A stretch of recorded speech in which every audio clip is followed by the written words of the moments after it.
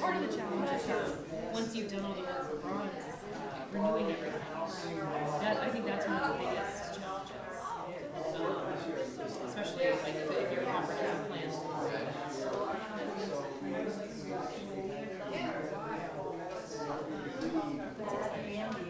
Because that's a potential like 20 points. That's why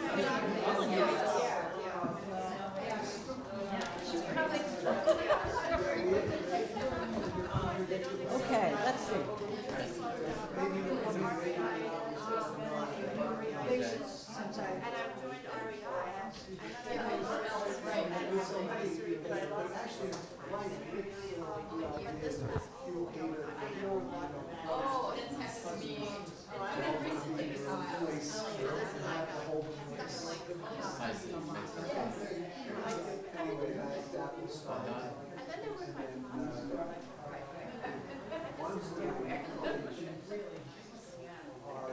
Are very generous with our hospitality. So, one of them said, oh, I have a friend from Germany who's going to the States. Yeah. Can they come to Thanksgiving? And so we have these should be official. It's gonna be fun. And who's cooking? Oh, do an official start. Okay. Process. Good for you. Sausage bread Saturday morning. Sausage bread for 20. You're doing potatoes. And who is the director? She's been sending out emails. Yeah. She's organizing the thing. Just tell us what we have to Subway shopping. Oh, okay. Yeah, of course. Some of the things that we need now. Potato. And sausage. And we ordered the turkey. You didn't order an ananas? We did that.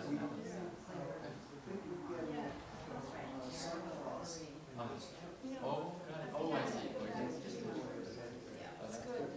Also, there's a little farm back there near Sunfrost. It's not part of Sunfrost. I see. And we were too late. They needed an order in like September. So it's all Thank you.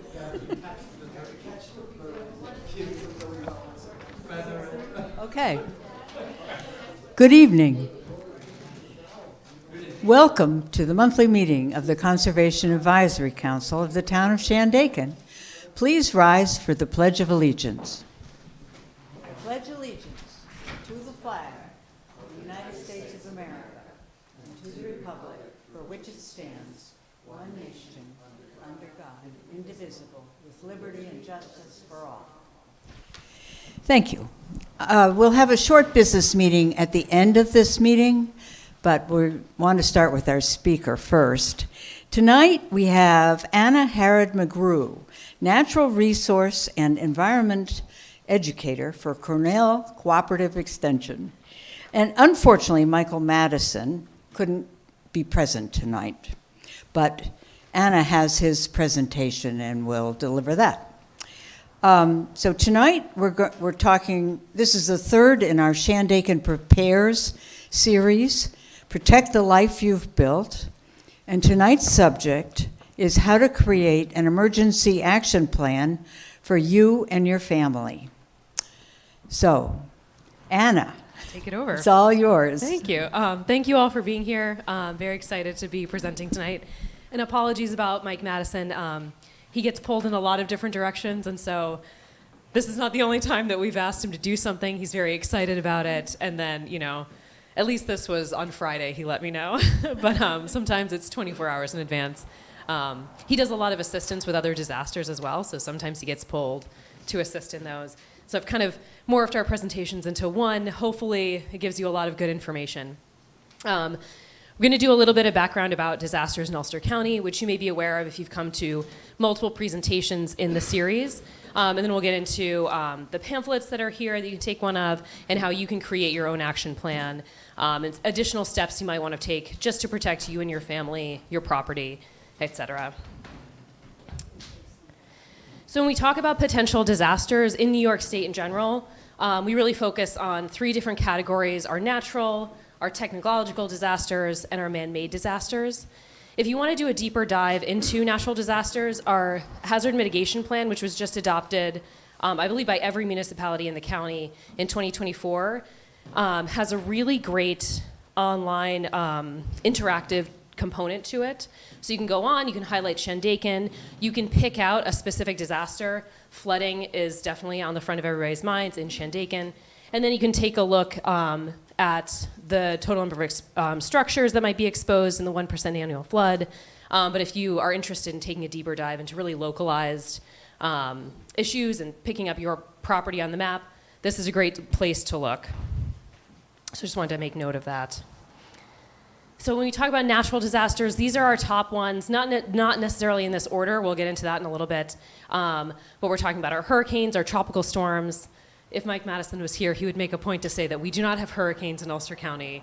By the time they reach this far inland, they are always a tropical storm.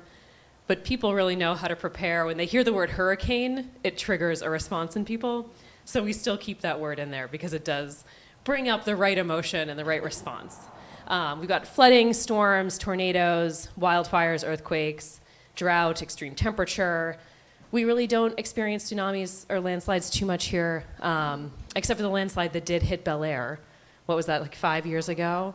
So all of these events are starting to happen a little bit more often. And then in our other categories, when we talk about man-made, we're really talking about preventable fires as opposed to wildfires, a terrorist attack, a dam failure, structural collapse, things like that, that are not coming from our natural environment. And then that third category is our technological hazards or cyber attacks, which are on the rise. We rely more and more on technology to run a lot of our systems. So it's just something to be aware of. We haven't really had anything too major in Ulster County, but there are parts of the country that have suffered issues with their water systems are a big one. If they're hacked and they can't get into them to operate them correctly, wastewater treatment facilities, things like that, that they can get hacked. So it's just something to be aware of as we move into this AI future. So just some facts about Ulster County with some images. I believe both of these are from Irene. We've got a population of about 180,000 people. So when we talk about why do we prepare, we have a decent sized population and we don't have a lot of localized population centers. So we have the city of Kingston, but then we expand into pretty rural and relatively a pretty mountainous terrain once we get into the Catskills. And people often dismiss how remote they are up here because you think, oh, I'm not too far from New York City, Kingston's down the road. But as you all know, it does get pretty remote and you can be pretty isolated up here. Between 1954 and 2021, we've had about 25 presidential declared disasters, although that has increased since 2021. Our worst disaster is noted to be Hurricane Irene, not quite $1 billion in damage, but very close. And our number one hazard, which we'll see a couple more charts on, definitely flooding, followed by wildfire, and then cyber attacks. And then hazardous material in transit is actually fourth. That's due to highways running through the county, but also the trains, carrying any and all materials through very heavily populated centers within the county. And then in terms of response agencies, we have 85. That includes 18 police departments, 48 fire departments, and 17 EMS facilities. So when we talk about disasters, it's really hard to discuss it without noting our projection for the changing climate. So I just pulled up precipitation because flooding is our biggest risk. So this is from the most recent climate impacts report put out by New York State. So it's just showing, especially in our region on the eastern side of New York, that we'll see over a 10% increase in precipitation by the 2080s. It's going to slowly increase, and so we'll have to mitigate that or be prepared to respond to it in the event that we have heavier localized flooding. And just to break it down into a little bit more, that might be a little small up there, but again, our risk for flood is at the highest, then wildfire, cyber attack, and down from there with landslides landing us all the way at the bottom there.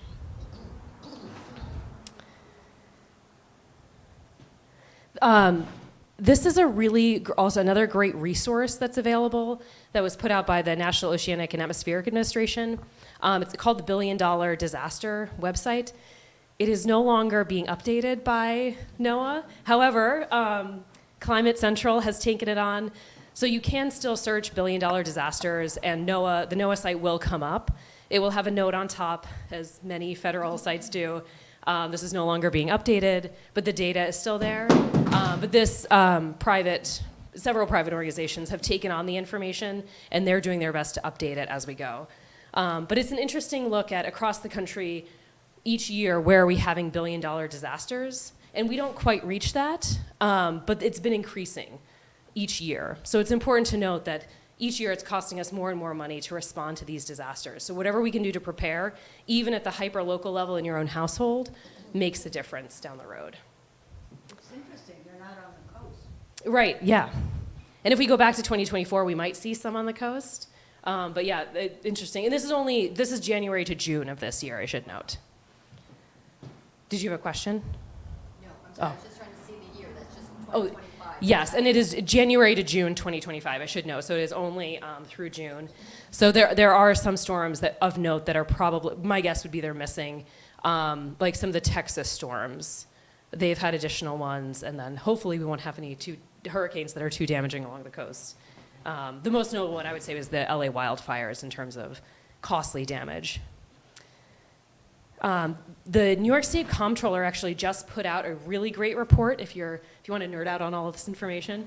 It just came out in October about severe weather events and resiliency in New York State specifically. And it breaks down a lot of this information about what are these disasters costing us versus what is New York State funding to prevent this.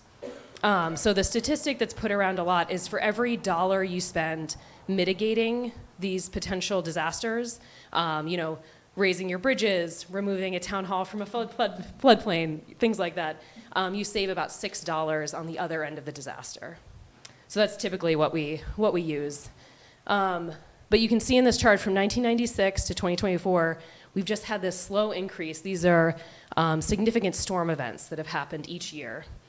And there are some spikes, like 2011 has a good spike, 2018, 2024 actually has a pretty good spike as well. So these are all severe weather events in New York, and it's a pretty clear trend of increasing over time. And this report did a really great job of going down to an even more local level, breaking it down by county.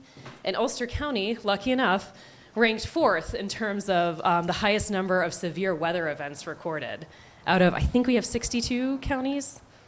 Does anybody know that trivia? I think there are 62 counties in New York. So 4th out of 62 for Ulster County in terms of weather disasters.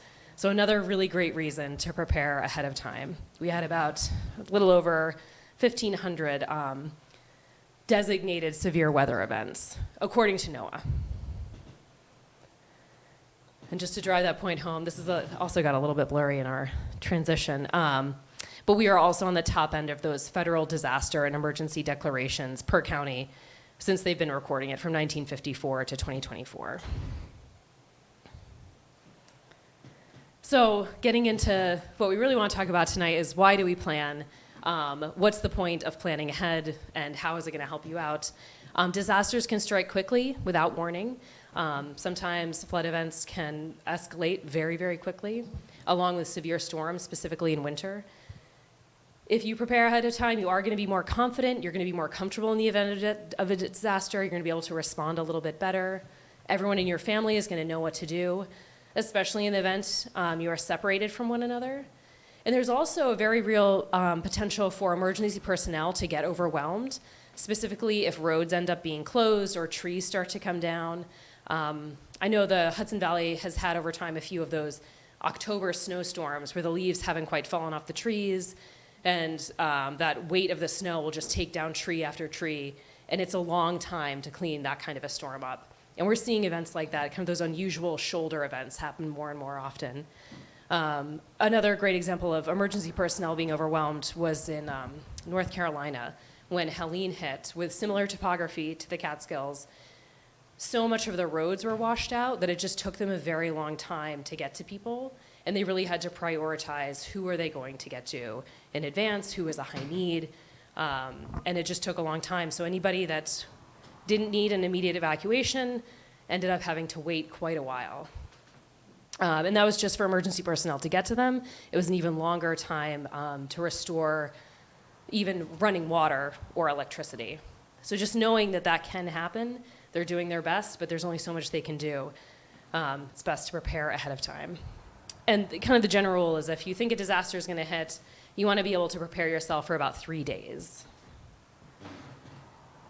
So on the other side of that, why don't we plan? Often you just put it off. You think, oh, I've got time. I think it'll never happen to me. It's possible you're just unaware of the hazards that you're facing. There can also be a lot of fear involved. You think about putting a kit together and you think, I don't want to think about that. I'm already too overwhelmed today. And then there are some costs involved in just making sure you have the right materials. So getting all of that together. Does anybody in here have a disaster kit prepared? Oh, excellent. We're getting there, like parts of it. I have some parts of one tonight. But yeah, you put a few things together and you think I'll finish it later. But it is a good idea to have it all together.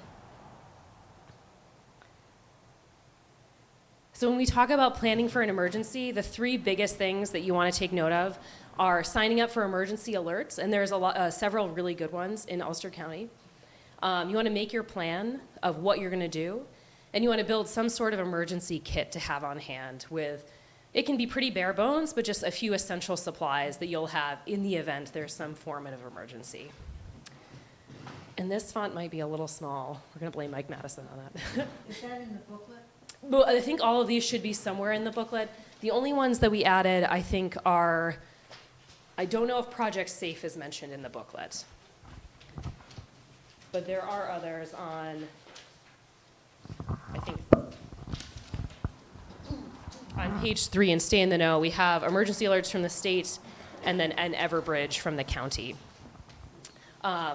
And the top one here is IPAWS, which stands for the Integrated Public Alert and Warning System. That's not an alert system that you would sign up for. What that does, it's a geographically targeted area. So the county has access to that. It's through FEMA. And what they'll do is if your phone has the capacity to issue emergency alerts, similar to if you get like an Amber Alert on your phone, it's using a very similar system. They can target a specific area for like an evacuation alert. There is a way to turn off wireless emergency alerts on your phone, so I encourage you not to do that because any alert coming through IPAWS, which would be issued by FEMA first and then at the county level, they're going to be using that targeted system, and they're just going to ping every cell phone within a designated area. But that doesn't actually require a sign up. The other emergency notifications we have in this area, we have Project Safe for Ulster County. That's specifically for a response to individuals with autism, Down syndrome, Alzheimer's, severe needs. But it's a really great vulnerable population sign up that is a recent addition to the county. And you can sign up on the Ulster County website. There's a QR code. I don't think that one is in the booklet, but if you know somebody that might need extra assistance in emergency and you want to provide that information, it's a really great tool to make sure that they're checked on if something happens. And then New York State has an emergency and weather alert system. It used to be, it's still called New York Alert. I don't know if anybody here has signed up for New York Alert. New York Alert's a little complicated. You have to create an account and log in to do it. So they're shifting to this system where you can text 333-111. I don't know how they came up with that number. But that's the number, 333-111, and you just text the name of your county, so just text Ulster to that number, and then it'll start sending you weather updates, emergency alerts for your county specifically. I recently signed up for it, and so all the heat waves we had this summer, I was getting alerts about the heat notifications. So it does work pretty well. And then the final one is also a new one for the county. They've contracted with a company called Everbridge, which is again a local emergency and mass notification system. And I think you do have to create an account for that one, and that is in your booklet here, which we're going to talk a little more about in just a moment. So those are most of the community notification systems. I think, is there also a sign up for the town for emergency alerts? So in Shandaken, on the town website, there's also a sign up for emergency alerts that I would recommend you signing up for. Is it just email or is it phone as well? Email, phone, and cell. Perfect. Any town, I think Shandaken does a lot of wonderful things, so I was already talking about that. But any town that can create some sort of a system where they're notifying their individual residents is fantastic. Sometimes the county level, it's hard to reach everybody or things don't go out appropriately. So as much as it can be done at the local level really makes a huge difference. So I encourage, if you haven't signed up for the town ones, go to the town website, sign up for those alerts. So once you've signed up for all of your community notification alerts, the next thing you want to do is make your plan for your family. So the two biggest things, you want to make sure you have a designated safe meeting spot if something happens, outside your home, but also inside your home. If there's something that's happening, you want to make sure you have a spot where you can go. And then you want to make sure you're communicating that plan with all members of your family and potentially neighbors as well, or anybody outside of your home that might need to be notified. So it's really easy to say make a plan. There's a whole other piece to saying, oh, okay, what am I putting in this plan? So Cornell Cooperative Extension has been working with Ulster County to develop a preparedness webpage on their on the county website. And then we also made these booklets to be handed out at events like this to help people with their planning process. So when you're making a plan, you often think, okay, well, we'll designate a meeting spot, we'll identify our evacuation route, but you don't think too much about the information you might need on your way out the door. So in this booklet, there's just a place to put, what is the local police department number? What is the fire department? Do I know poison control? Do I know my vet's number, or do I just have it saved in my phone, and then if cell service doesn't work, I don't know what it is? Who your gas company is, electric, water. Sometimes it's helpful to put the websites on here as well, to like the outage maps and things like that. If you do want to take a look at your outage maps, we have links to those on the back of the booklet as well. But just knowing all of this information, having it written down, not on your phone, does come in handy. And then there's just a note at the bottom here to note what your passwords are, specifically for like insurance purposes. I know I'm guilty of this, where you save a password on your phone or on your computer, and then you forget what it is because it's saved, right? And so every time you log in, it's just right there. So just making a note. There's a lot of great apps out there that can keep track of all of your passwords, but it's not a bad idea to have them stored somewhere safely so that if you don't have access to your devices and you're working with somebody outside of your home, you can still get into all of that information. And then this is kind of the general stuff that you want to make note of, like what is your home number, specifically if you have family members, cell phone number, address, email, any important medical information that you just want to make a note of if a family member needs to know.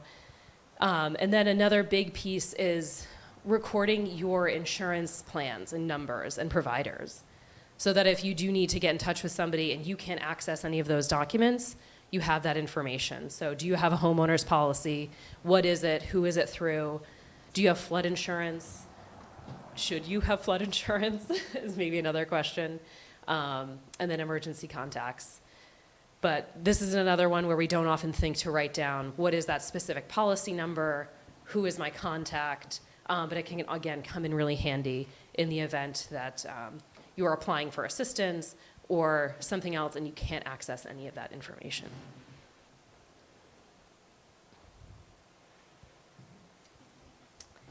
And then beyond that, this is kind of what we think of as our basic planning of, our school, child, caregiver, workplace, emergency plans. Who would pick up somebody if you couldn't get there in time? We have a couple spots for you to write that down in case you have a couple family members or children you might need to pick up. And then emergency meeting places, an indoor one if you want to work internally with your family, in the neighborhood, or out of town.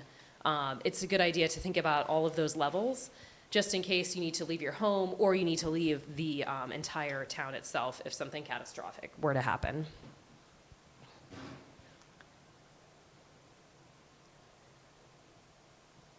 So along with making that plan, you want to build some form of emergency kit, and this can be pretty basic.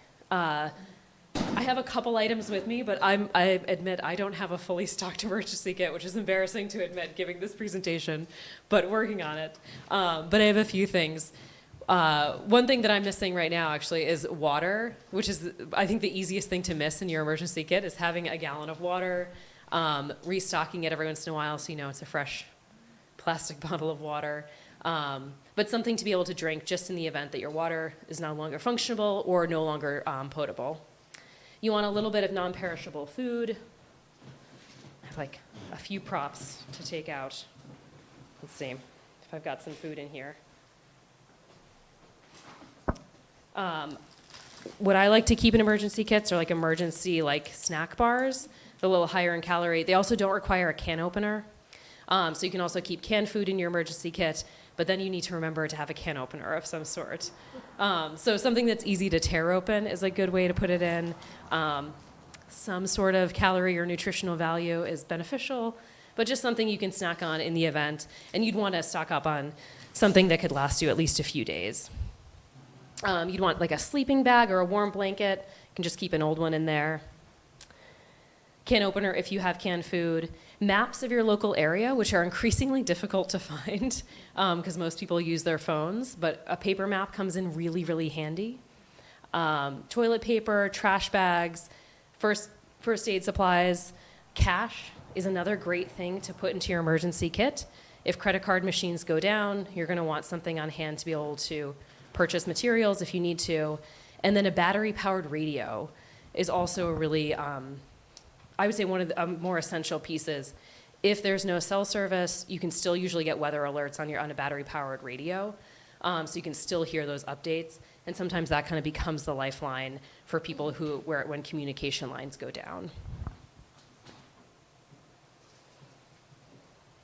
In your first aid kit, this is also something that people kind of often forget about. There it is. So I usually just keep a small one. You can get these adventure medical kits. They're pretty easy, or you can just stock your own. These are nice because they come with nice little pockets. But this is just kind of a quick list of what you might want to put into your first aid kit. Some gauze bandage, trauma bandage, a roll of waterproof first aid tape, antiseptic, instant cold packs. That's one that you can run through pretty quickly. Some sort of tourniquet, and then if you can get sterile water, that comes in handy. I think that's also a challenging one to put in there. But it's good to think about what are you stocking your first aid kit with, what can you take care of if you need to.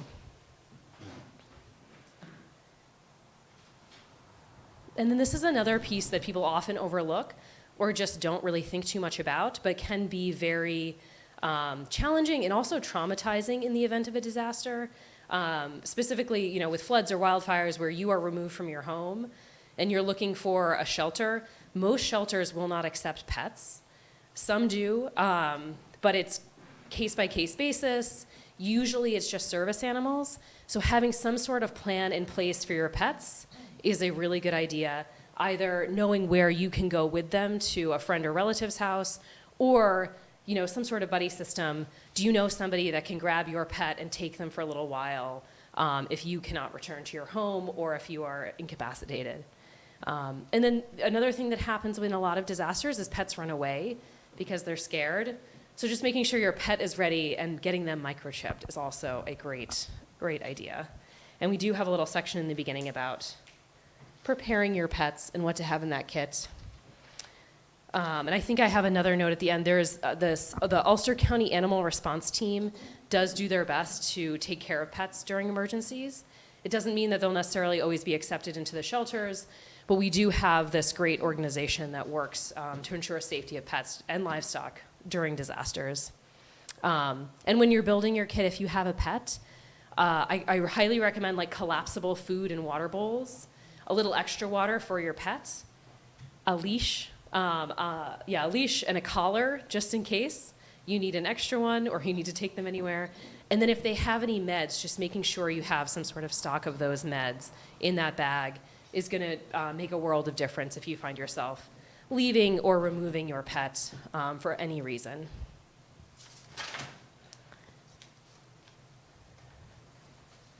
The other thing that we often don't think about is what's in our home that's valuable. And after a disaster, how are you covering the cost of anything that's lost? Or how are you protecting your valuables? So some things just to think about is if you have jewelry or valuables, it's a really good idea to record what you have now. Anything that you might claim in insurance, make sure you have a record of that in your home or in your important documents folder. Or you've reported it to insurance if it's of a very high value, so they know that it exists in your home. One of the challenges with getting insurance to pay a claim after any kind of disaster is they're going to say, well, how do we know that you had that? So if there isn't a record of it before, sometimes it's very challenging to have that paid out. That's also very true of something like flood insurance. If your home is inundated in a flood, they will often ask for before photos, which can be very tricky because how often are you just like taking a photo of the layout of your living room and saving that anywhere? But if you do live in a flood-prone area, if you have flood insurance, it's not a bad idea to take a few photos of what does my home look like in the before without any inundation of water, and just having those photos on file can help you down the road. It's also handy to keep digital copies of any important documents. And then the other piece is, I do have one here with me. If you do have a folder of important documents, things like this come in really handy. This is just a fireproof folder. So this is what I use in my house. We just put all of our original birth certificate, marriage certificate, just all passports, just live in this folder in our office, just in case that something happens. You can also get waterproof ones. If you want a waterproof and fireproof one, that will run you a little bit more money, but depends on the level of safety you're looking for. But it just, special material, you can open it up, unzips. It's pretty basic, and it's just like another level up from your basic folder of documents, but just makes you feel a little bit better that if there's a fire, if your home is destroyed, these documents will be safe and you won't have to go through it. You'll at least have that relief that you won't have to go through that process to get new ones. I don't know if you guys want to pass it around like we're in a little show and tell.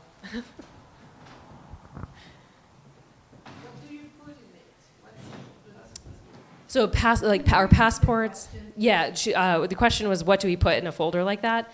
So in my house we put our marriage licenses in there, birth certificates, social security cards, passports, anything that it's really important to have an original of goes into that folder. Because once you lose an original birth certificate or marriage license, a lot of things become very difficult, and it can be very challenging to get a replacement of an original document. And anytime you're applying for Social Security, I feel like my mother-in-law just went through this. She couldn't find her original marriage license for an update for Social Security. So you really want to make sure those documents are safe because those are the hardest to replace, and they're going to make the whole process of recovery after a disaster that much more difficult. So it's just a bit of peace of mind, keep everything in that, and have a little bit of relief. I think I'm kind of speeding through this, so hopefully we'll have some questions. But the other thing I wanted to mention with disasters, so I think the notification system and the sign up that you have in Shandaken is fantastic. It's really important, especially in an age of increased use of technology, to know your neighbors and know who might need assistance around you. We've been working with some communities in Ulster County developing heat emergency plans. Heat can be one of the deadliest disasters that we face. It's often the one that causes the most deaths. And while New York and Ulster County isn't known for its heat waves, increasingly, especially this past summer, we're seeing more and more often we're getting these intense heat events. And not everybody has air conditioning, not everybody has a cool place to go. And we have an aging population that is much more vulnerable to heat.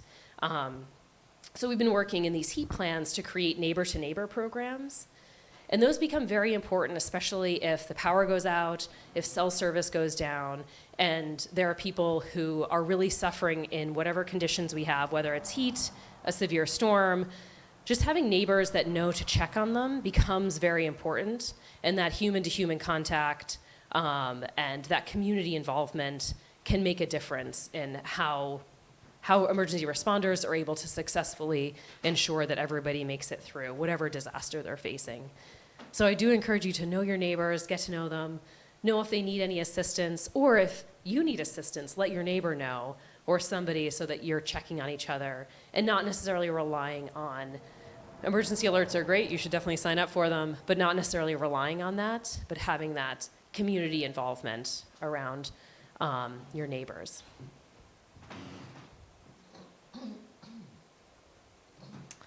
And I just wanted to mention a couple organizations that are doing really great work.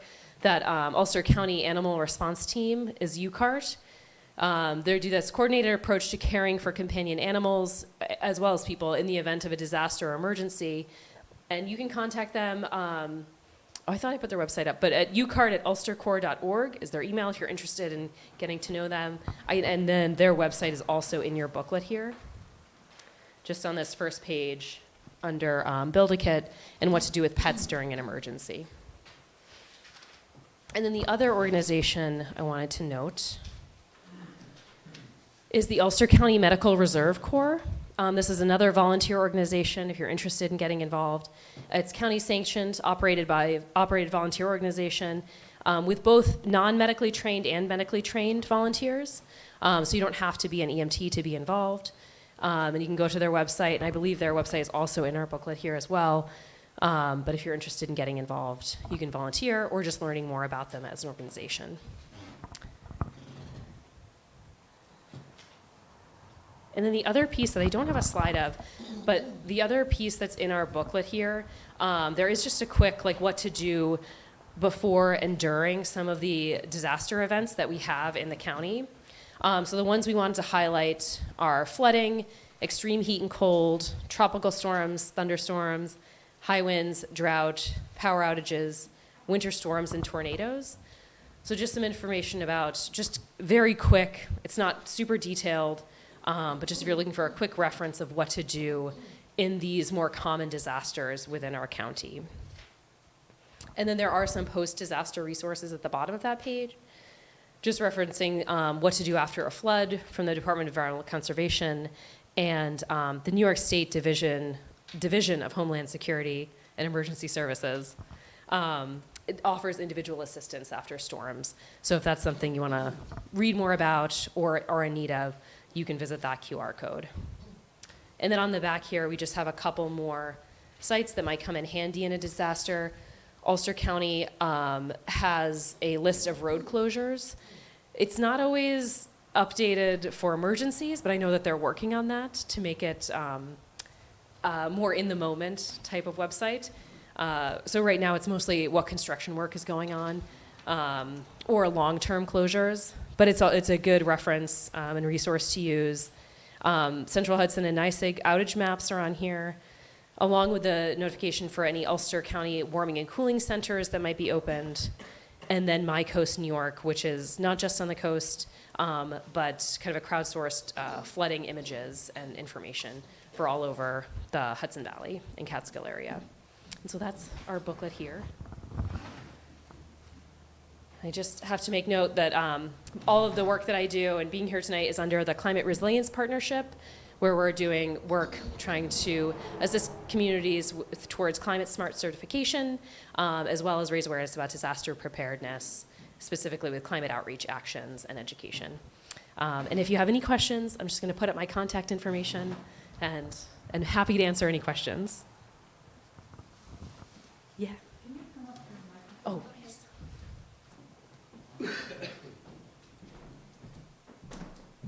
I noticed that there was a heading of disaster insurance, which I've never heard of. So Yeah, great question. So disaster insurance is always challenging, right?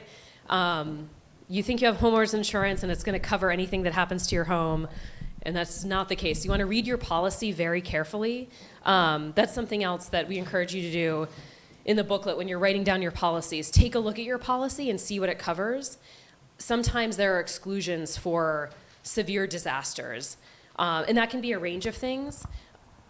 In this area, I don't know that disaster insurance is necessarily something that most people pursue, but if you live in a very fire-prone area, sometimes disaster insurance can cover above and beyond kind of the very minimal amount that your homeowners will cover. So if you live in a fire-prone area, here we live in a very flood-prone area, so flood insurance might be the better bet than disaster, but it's just another level of insurance that's going to cover you a little bit more in the event of a very severe disaster. And it's just going to protect you a little bit more. But of course, it'll protect you at a higher level for a slightly higher cost out of pocket, which is often the way that insurance goes. The same insurance companies we would go to for other insurance will sell Typically, those? most do. And if you are interested in learning more about it, I would say contact your insurance agent, wherever if you have homeowners insurance, who they're through, and they can give you more information on disaster. Most do disaster. Some will direct you to a different agency, but it's just another level. Yeah. Any other questions or comments? Yeah. You threw out the question of should we get flood insurance? So maybe you could say more about how we can judge that. Oh, that's a great question. And the Ashokan Watershed Stream Management Program, they're experts in this, Heidi Emmerich in particular. But a great, usually if you're in the floodplain, you have to get flood insurance. And then if you're anywhere on the boundary, then it becomes kind of an option of if you want to get flood insurance. The Ulster County Parcel Viewer, I don't know if anybody's familiar with that website, but that's a really easy website where you can go and type in your address, and you can also put over it the FEMA flood maps and see how close you are to a flood zone. So that's a great way to judge, am I close to an area that's going to flood? Do I want to take flood insurance? The only place that it's required in New York State is if you are truly in the floodplain. Beyond that, it's optional. But my recommendation would be if you look at a map and you look at the FEMA flood maps, which are not necessarily the most up-to-date maps, takes a long time to identify where all of those floodplains and flood zones are. And given our changing climate, a lot of that has been shifting over the past few decades. But if you are close to that line that they've drawn, it's something to consider getting flood insurance, especially as we see increased flooding events and intense rainfalls. Yeah.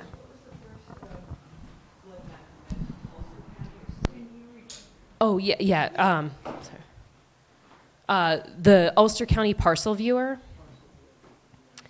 Also fun if you're just interested in real estate. It's got everything on there. But you can type in your name and your property will come up if you're the owner, or you can type in an address, and then it'll give you the option to put over it any flood maps that are available, any wetlands that might be nearby. It's a really great resource that the county has put together. Yeah. When I retired here a month later, Irene hit. And there was formed a citizens emergency research recovery team Yeah. or response team. There was formed a citizens emergency response team. Do those still exist, and where would we find them in the county if we wanted to participate? That's a great question. My guess, I don't know if the citizen emergency response teams still exist, but the Medical Reserve Corps is probably something very similar to that. Was that local to Shandaken that you are a part of that? It was. What it basically did was help people muck out their basements and move dead appliances out to the street and things like that. And then actually there were $60,000 or more in donations for Shandaken, and CERT worked with the SHARP committee to distribute that funding for people who needed to, say, replace their heater or something like that. That's a great question. My guess would be the medical response team at the county level, but I'm not sure if it still exists at the local level or not. I had a second question. I know that disasters can happen in adjoining counties or New York City with the effect of sending lots of people up here and effectively making us a site for people to wait until things calm down. Do we have plans if suddenly there were 10,000 people who wanted to come to the Catskills to get away from New York City or other problems? Like if New York City was, like if an evacuation warning was given to New York City, what is the plan if people start migrating north? I have family in Stroudsburg, Pennsylvania on one of the interstates, and their plan is to put police at all the exits of the interstate and wave everyone on to Ohio. That's one way to approach it. This is the response of the local small hospital, like a Margaretville hospital. We don't have the capacity to be a evacuation site for a disaster that's close by but not in the county. So any plans about that? That's an excellent question. And I don't know that I have a great answer to that of what, Mike Madison might know that better. And I might even ask him because now I'm very intrigued by the answer to that. So I don't know I don't know that Ulster County has a plan in place for what happens if people evacuate to us. That would be a hard plan to write out because you wouldn't know which direction they're coming from. But it would be, I might ask him and see if there is some sort of plan in place. Ulster County does have evacuation plans of their own if people are departing the county. But you're right. One of the challenges if there's a disaster elsewhere is can our infrastructure handle people coming to us? And often the answer is no, especially if it's from a heavily populated area. But most of those hospitals would have plans in place to deal with that, hopefully. Hopefully we've learned from some of our major disasters, like Hurricane Katrina saw a lot of hospitals very overwhelmed that did not have plans in place. So that was kind of definitely a learning experience for a lot of medical facilities. But I don't actually have a great answer of what is the process if we have a mass evacuation towards us, not away. And a third question. Yeah. In Phoenicia, there is a parish hall. And years ago, the bathroom was renovated because that was the last impediment to being an evacuation site. In Irene, people were evacuated up to Bel Air. So the idea was that in Phoenicia, the parish hall would have adequate bathrooms and accessible ramps and things like that. Do you keep track of such facilities, and is that actually still an evacuation facility? I don't know if it's still an evacuation facility, but the county does keep track of emergency facilities that they can utilize. And it's often places like Parish Hall, or if private organizations are willing to volunteer like Bel Air, that's where you do want to send people as opposed to any kind of firehouse or police station, because those will be designated as a center of command in any kind of an emergency, and you don't want the general population in a firehouse or a police station given the activity and the work that they need to get done. So it probably still is designated, and there is a list. It might be in the hazard mitigation plan, I'm not sure. Shandaken has a flood hazard mitigation plan. It's on the website. It's 400 pages of text. And included in there are the evacuation sites. It's not, I think it's Bel Air and the Zen Mountain Monastery, maybe another site. I don't recall seeing the parish hall.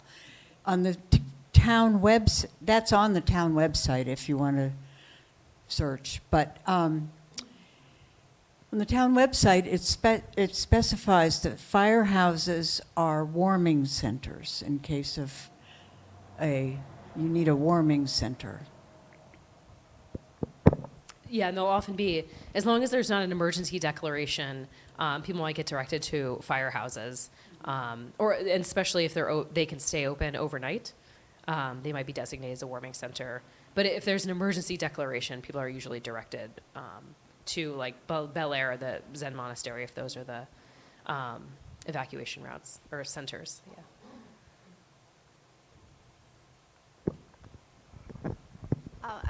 Just out of curiosity, why was tsunami still on the list of hazards? I'm actually not sure. I did copy a lot of Mike's slides. I don't know if he was just generally listing all of the hazards that we identify, but I didn't catch that, so I probably would have deleted that. It wasn't at the bottom. No, they weren't in any particular order, but I also am not sure. That was not my information that I put up there, so I'm going to blame him. But it is often listed as a disaster to prepare for, but not in this area.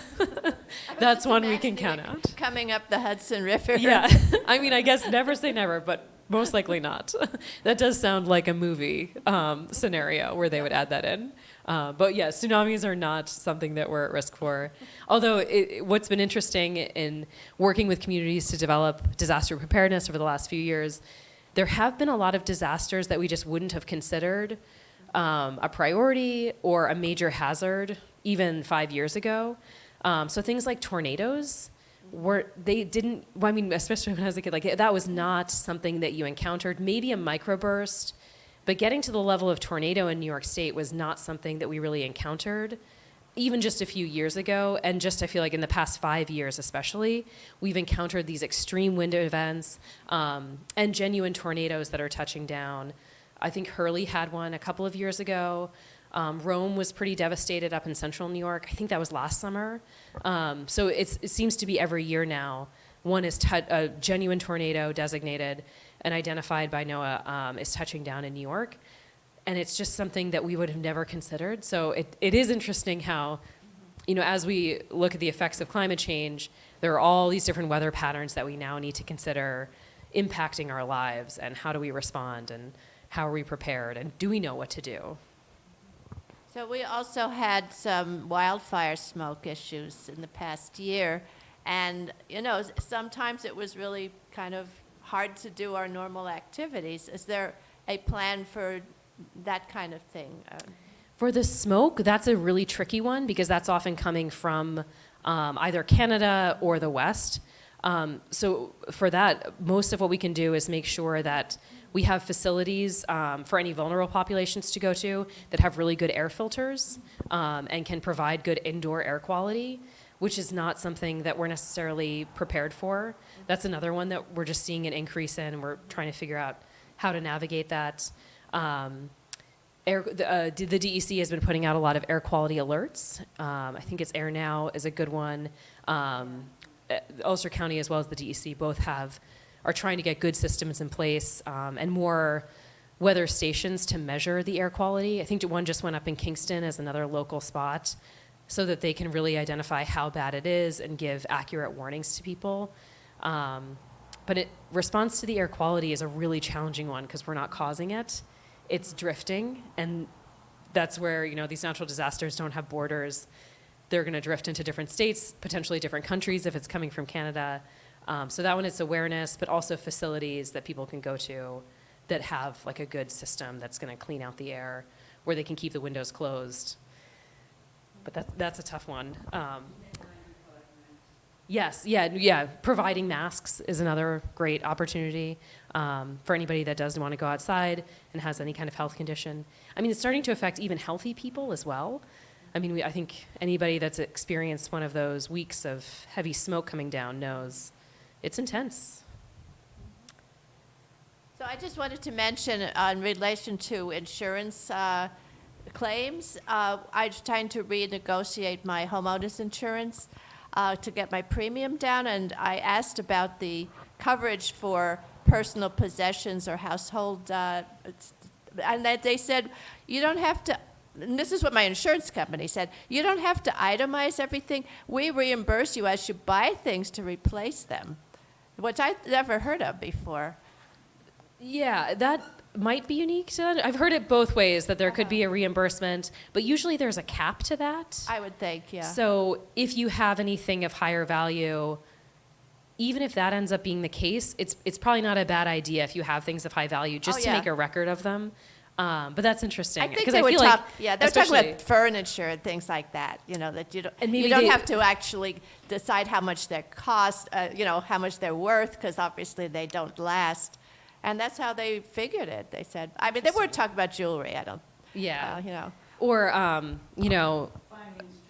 no. yes, yeah.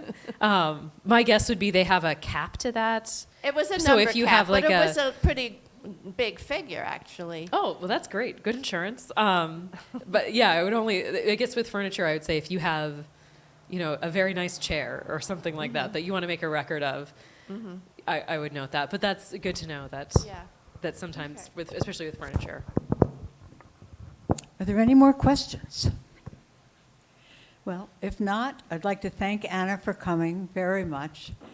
It's been very informative. Thank you all.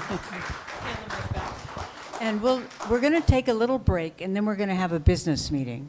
You're welcome to stay for the business meeting if you're interested, but it's just to catch ourselves up on other aspects of the CAC's work. So thank you all for coming.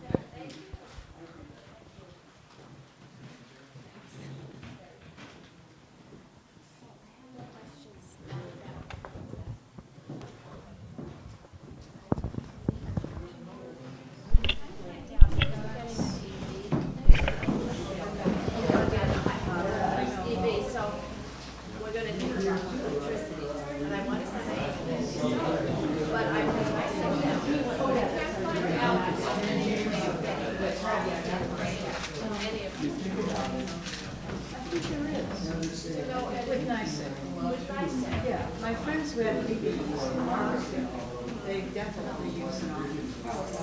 They can program their vehicle to charge between 1 a.m. I don't know why, did they get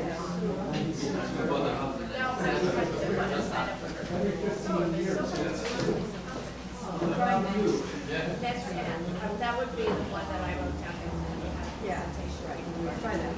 But you don't know offhand if they are. Well, they're not in the office.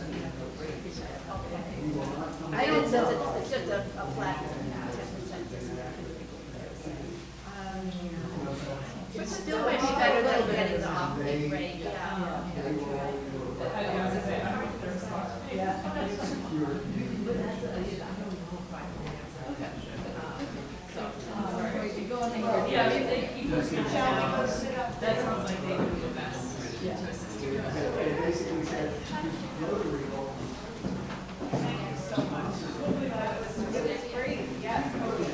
Thank you so much.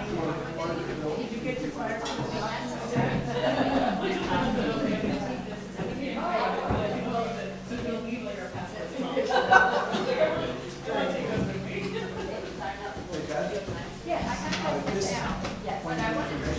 I just got an email from the Red Cross saying they won't do blood dollars in the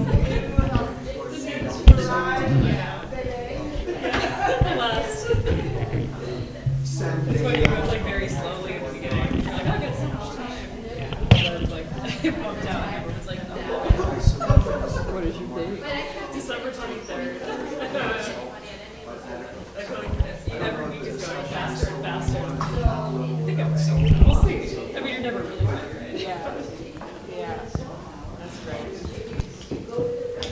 So who should I pass that story on to? Because just to the board. Goodness, I'm so tired. I am too. It's the darkness, right? It's like I guess so. I leaving don't home know. after it's, I guess. Well, I don't know. it feels so much later. Extra sleepy. 2 weeks ago, it was around Halloween. Yeah, it was around Halloween. All right, let's make this quick. I could not stop yawning. I took a COVID test. I was so concerned. Like, what is wrong with me? I did not have COVID, but there were really no other symptoms. I was just like, but I'm sure I don't Anna, do sleep you as need well help? as I should. Okay. Thank you for this. I might get, And then we're gonna print it on like, I took the town code. I took that out of the second drawer on the right side of that desk. Second drawer, right side. The desk. Bottom drawer, yeah. Okay. So I guess we have mics, that's your mic. And Karen? Sorry. Is that me?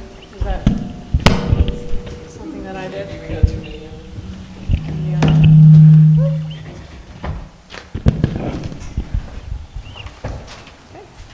All right. Does everybody have an agenda? I'll call the business meeting to order. Thank you again, Anna. Oh, that was Yeah. great, thank you, yes. Yeah, good luck. Yeah, you guys are doing great, so, anytime we can work together in the future. I love that. Thank you. Thank you, Anna. Okay. Have a good meeting. Thank you. Yeah. Thanks so much for making the trip. Yeah, of course. Okay. Do you want me to leave the extra booklets? Do you have extras? Yes, if you have Yes, we do extra, need them. yes, Oh, please. perfect, okay. They're- They all disappeared. Okay, yeah, they're just right There's on some the at chair the over end. here. Oh, okay, good. Yeah. Yes, I think we'd like to have them. Yes. Perfect. Yeah. Yeah.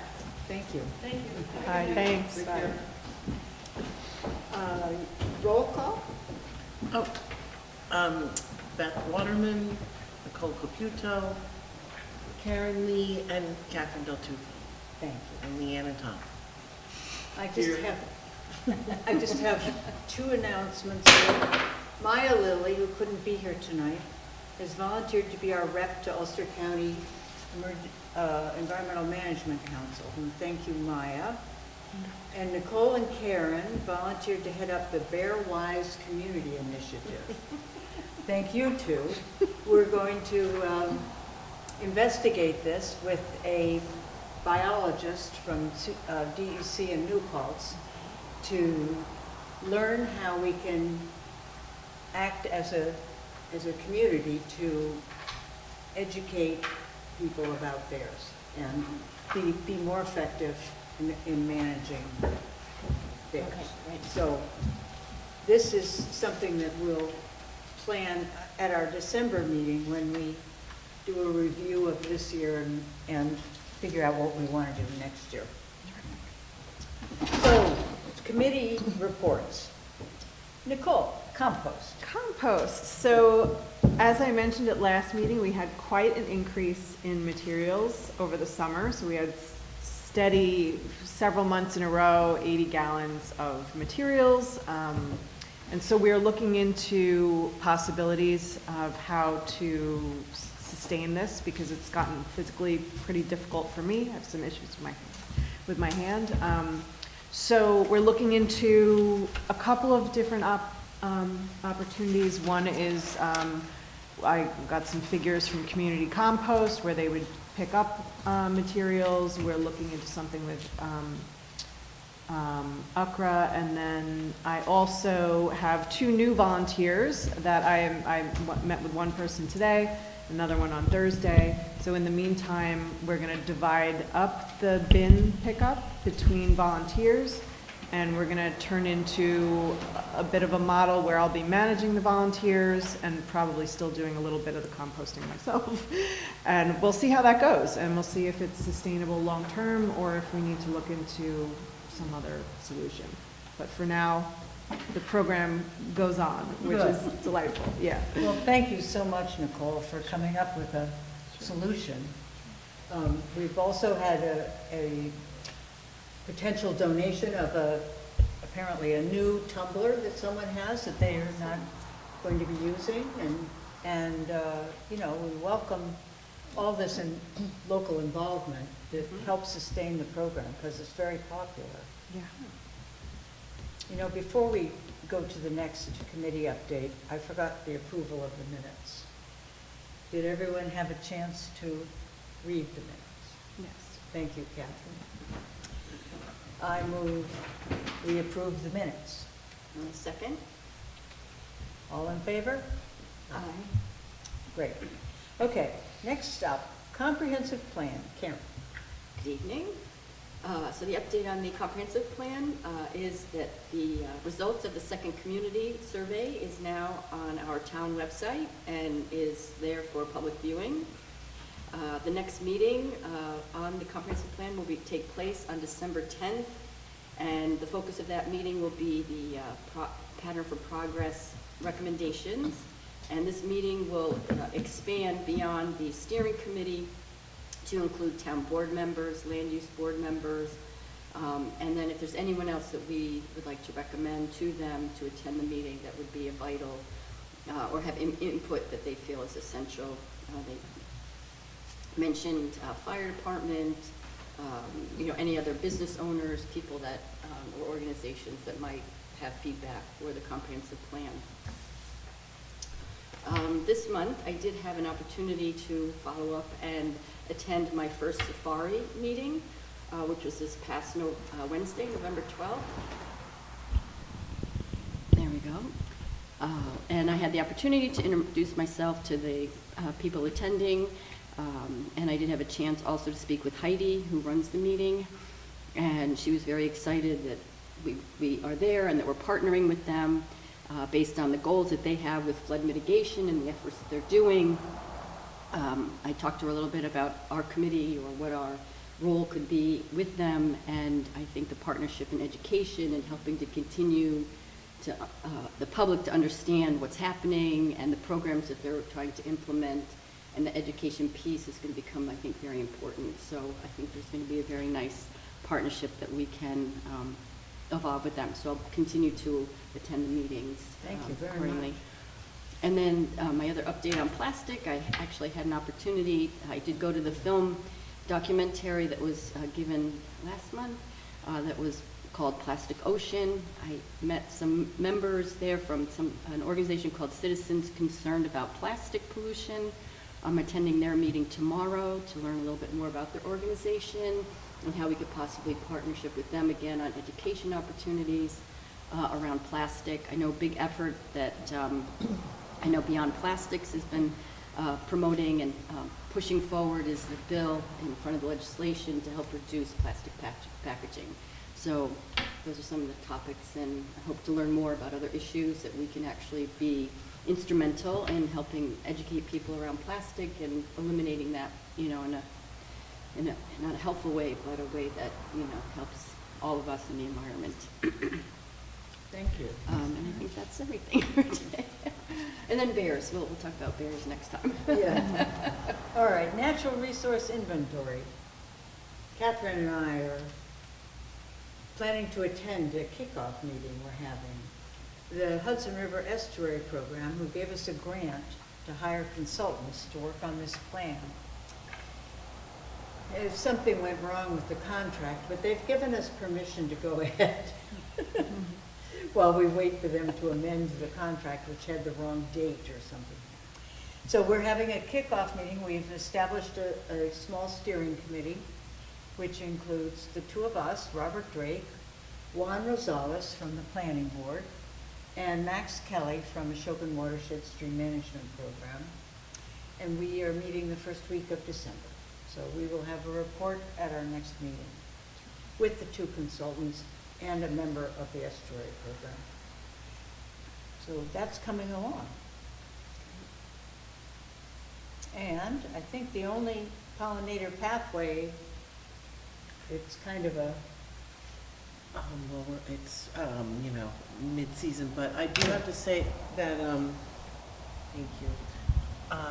There's that site down by the highway department that has their pollinator. 28. Yes, and I contacted them to request that they don't mow it, but of course they have mowed it. I made several phone calls and left a message with the woman that's in charge of the Department of Transit environmental program, but she never got back to me, and they've mowed it again. I'm gonna continue to try and get in touch with her before they do it again next year. Okay, thank you. Anybody have anything else to bring up? Okay, well, I think we can adjourn our meeting. Our next meeting is December 15th at 6:30, and we'll review this year's activities and plan for next year. So, can I have a motion to adjourn? Motion to adjourn. I'll second. the motion. Thank you very much. Thank you. Yeah. Thank you, Leanne.